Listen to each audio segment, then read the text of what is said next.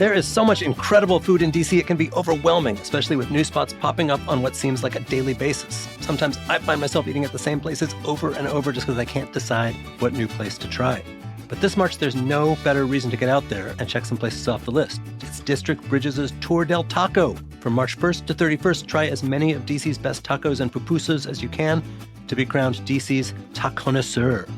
With each taco, you'll earn points to climb the Tour del Taco leaderboard for a chance to win prizes, gift cards, and experiences. You can even give back to the community with the Have a Taco, Give a Taco fundraiser and help cover the cost of a hot meal to a neighbor in need.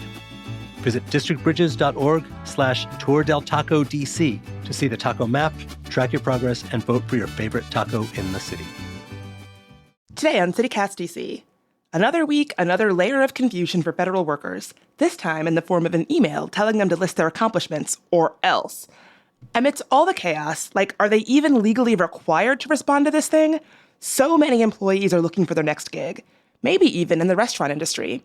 Axios' Anna Spiegel is here to talk it out with me.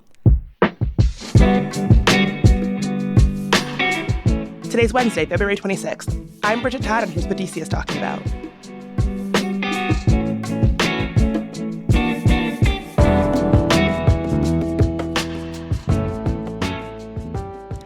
Anna, there's been so much talk about all these laid-off professionals and federal workers turning to things like restaurant work. Have you actually seen this happening? Is it more just a myth that folks are saying, could happen? No, I've definitely seen it happening. I went into Tail Up Goat the other night with friends who also own a wine bar, and we started chatting with Jill Tyler, who's, the owner there.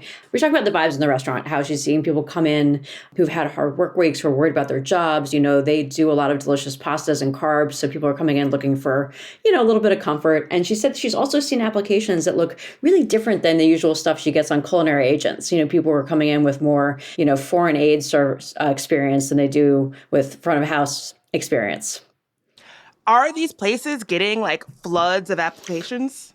I emailed around to different groups, everyone from Jose Andres' group to kind of small independent bars, and they said they weren't seeing a flood. A few people said they'd seen things here or there. It's early. I know it feels like weeks or years long, but it's still early. I think there's a lot of uncertainty over within the layoffs themselves, how long in these furloughs, how long they'll be, if they're permanent or not. Another thing is that, even for folks who work in restaurants, I talked to a woman who works at a wine bar, and she, that was kind of her second gig out of being a contractor. And she was like, she unfortunately lost her job. And she said, even if she could, work full time at the wine bar, it's not going to cover what a salaried professional career what she was making. So that's another kind of factor that I don't think, even especially the cost of living in DC, might be a little too expensive to just go from your government job to pick up a few shifts as a bartender. I completely agree. And I also think there is an attitude that, when I used to be a server, I was terrible at it. I was quickly fired. It did not work out. But I think there's a sense that anybody can just get those jobs. You can always be a server, always work in a restaurant. And I think these jobs actually do take skill, and they take a certain skill set that not everybody has. Do you think that laid off federal workers would have the qualifications and the skills that restaurants would look for, given that I would say it's totally a myth that anybody can work in a restaurant, whatever they want. Everybody has that skill set. Absolutely. And I used to work in restaurants too, but I worked in the back of house. I worked as a line cook. And that's definitely something you can't just walk into a kitchen and say, I'm ready, here to cook. But I do think, I think there is a misconception. I think what career hospitality workers do is a very special, unique thing that often takes a lot of training, years of experience, so you can't just hop in with your feet cold. I think a lot of people have worked at restaurants before in their lives, though. And that's the difference is you might have worked as a bartender in college or, worked on the side to help make ends meet. And that's the kind of people you might see going back to the industry that they've had experience in before. Here on the podcast, we've had a lot of conversations about restaurants hoping for sort of back to office booms or revitalizing downtown because everyone's back in the office. Do you think that is happening, or are these lunch crowds still pretty thin? Yeah, I talked to a few owners about it, and they said, that they were thinking everyone's going to go back to work. They're going to be, flooding downtown. But then the layoffs really kind of tempered that. They say they're not seeing, I don't know, maybe at your sandwich shop, your Sweet Green, your Chopped, something like that, they might see more people. I've heard from a few cases here and there. I think it's also kind of geography based. If you're next to maybe a place that didn't have as many layoffs, that does have back to office mandate. But I think overall, I talked to the owner of Carmine's, and he was saying, they're not seeing a huge like lunch rush or even like a big uptick in the dining room. He said what they are seeing is a lot more people wanting to go to happy hour. I think what he said is everyone is quote unquote nervous and networking, and doing that over cheap drinks and discount meatballs is a good way to do it. Yeah, carbs and alcohol. Yeah. Those are two businesses that are good to be in these days. I wonder, given the shifting landscape in DC, will restaurant jobs be the kind of jobs that people think of as stable jobs, despite what happened during the pandemic? Or are all the layoffs and people spending less money and going to sit-down dinners less, is it all going to be unstable? Yeah, I think the sense is all very uncertain. I've heard from a lot of restaurateurs and bar owners that things are slow right now. It's been a slow start to the year, that business is uncertain, that maybe you might be really busy randomly on a Wednesday, but also quiet on a Friday. And they themselves, a lot of people I talk to are not hiring a lot of people because one, there's, this nervousness that maybe they won't have the clientele. They're kind of tightening the purse strings and what they're spending. Another element of this is that there's an additional cost of labor hike coming in July from an initiative A2, where restaurants and businesses in general, we are required to pay tipped staff $12 instead of $10. And so a lot of people are saying right now, I'm not staffing up because I can't afford it. I'm not going to be able to afford it in July. And so they're making those hiring decisions now and not hiring as many tipped employees.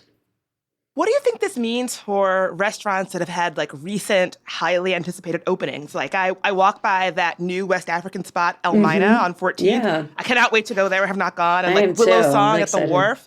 Do you see these places surviving? But I definitely don't think just because you're new on the scene that you'll be impacted more. I think actually the new places might actually get more of a boost because people always want to go out and kind of try what's new and hot. And they sometimes forget about the places that have been around for, 10, 15 years, or even they forget about the places that have been around for 5 years. But I do think, I think it is an uncertain time in the industry, an uncertain time in the city. And I think you're really feeling that. Are there other sort of cultural side effects that you're experiencing or watching or just sort of keeping an eye on as a result of like shifts in the federal government and the administration?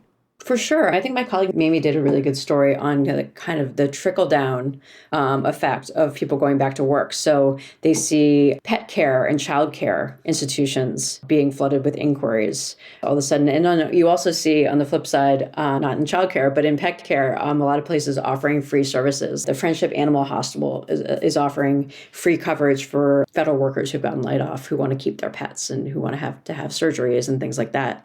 So I think there is definitely a trickle-down effect that we're kind of seeing for in all parts of the city.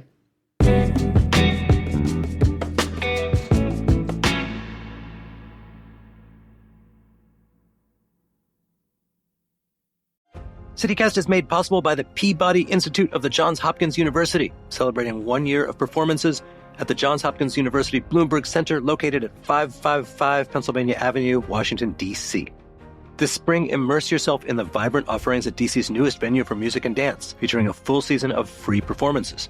Experience a dynamic range of events, including orchestral, jazz, and chamber music, all presented by esteemed Peabody faculty, students, alumni, and special guests. Highlights of the season include the Super Collider Symposium from March 13th to March 15th, a symposium on algorithmic composition tools bringing together more than 50 leading researchers for presentations of art and science-based creative work, and Load Bang on April 30th, a New York City-based new music chamber ensemble performing works by Peabody composition faculty, including Guggenheim Fellows and Pulitzer Prize finalists. While all events are free, tickets are required for entry. Explore the full performance schedule, find out more details, and reserve your tickets at washingtondc.jhu.edu. Still getting around to that fix on your car? You got this. On eBay, you'll find millions of parts guaranteed to fit. Doesn't matter if it's a major engine repair or your first time swapping your windshield wipers. eBay has that part you need, ready to click perfectly into place for changes big and small. Loud or quiet, find all the parts you need at prices you'll love. Guaranteed to fit every time. But you already know that. eBay. Things, people, love.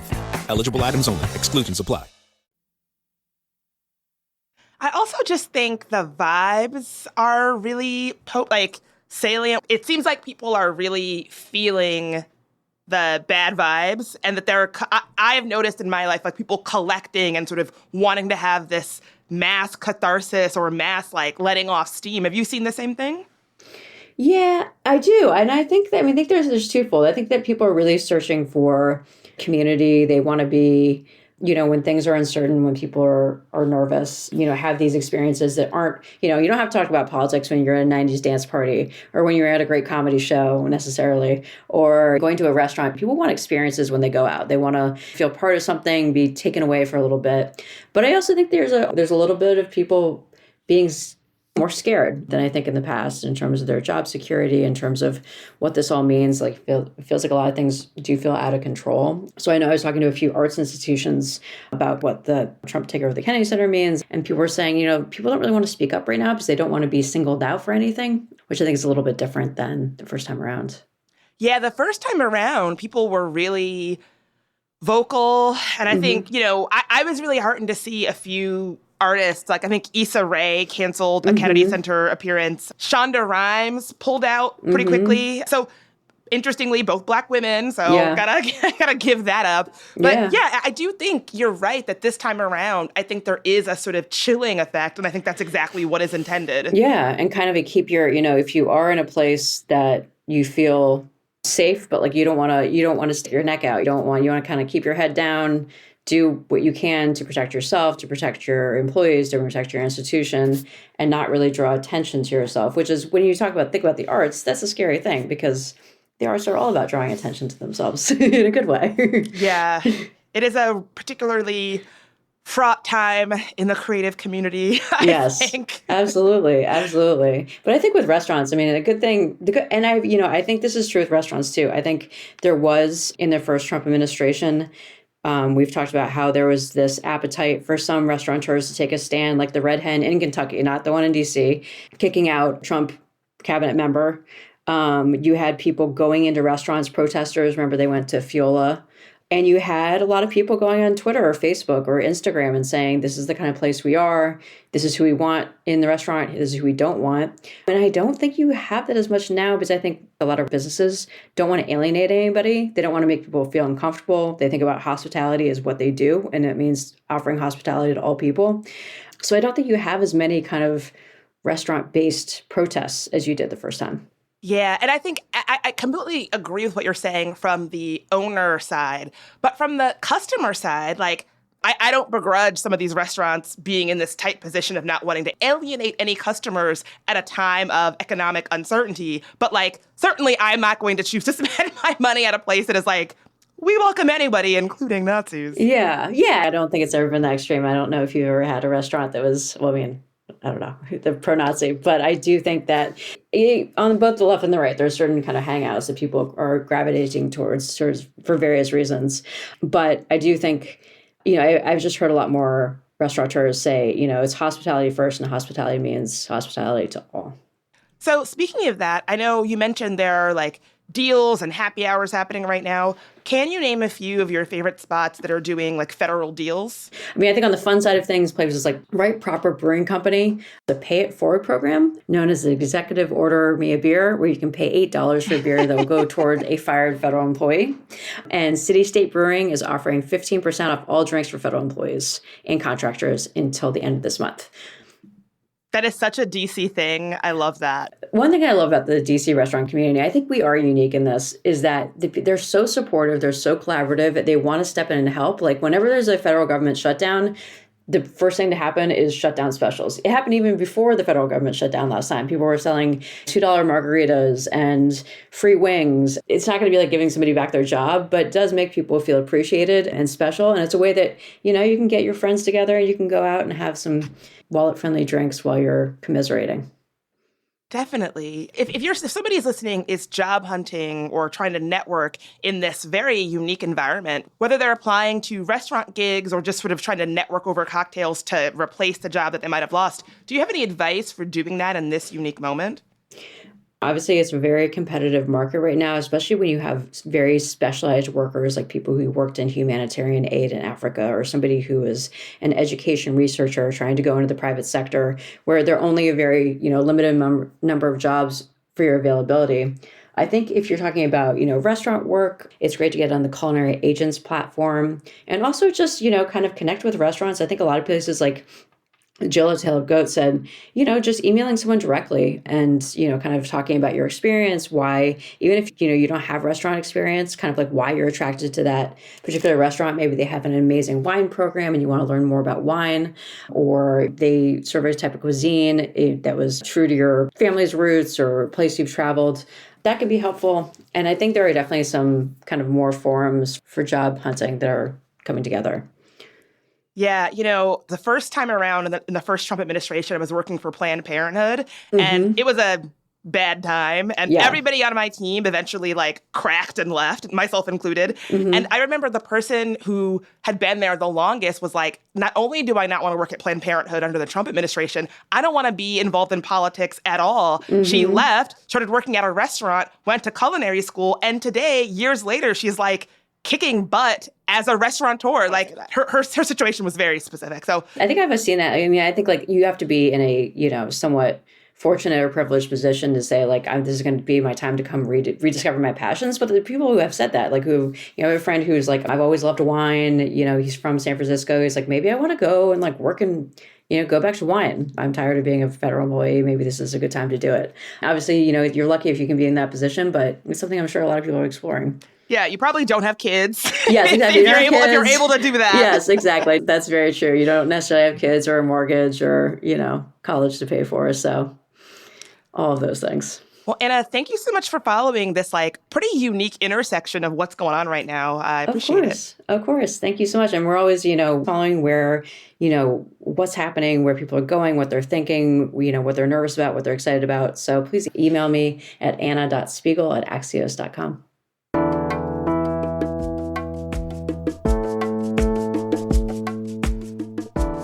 That's all for today here on CityCast DC. If you enjoyed the show, why not tell a friend who's currently job searching? We hope the advice is especially useful to them. We'll be back tomorrow morning with even more news from around the city. Talk to you then.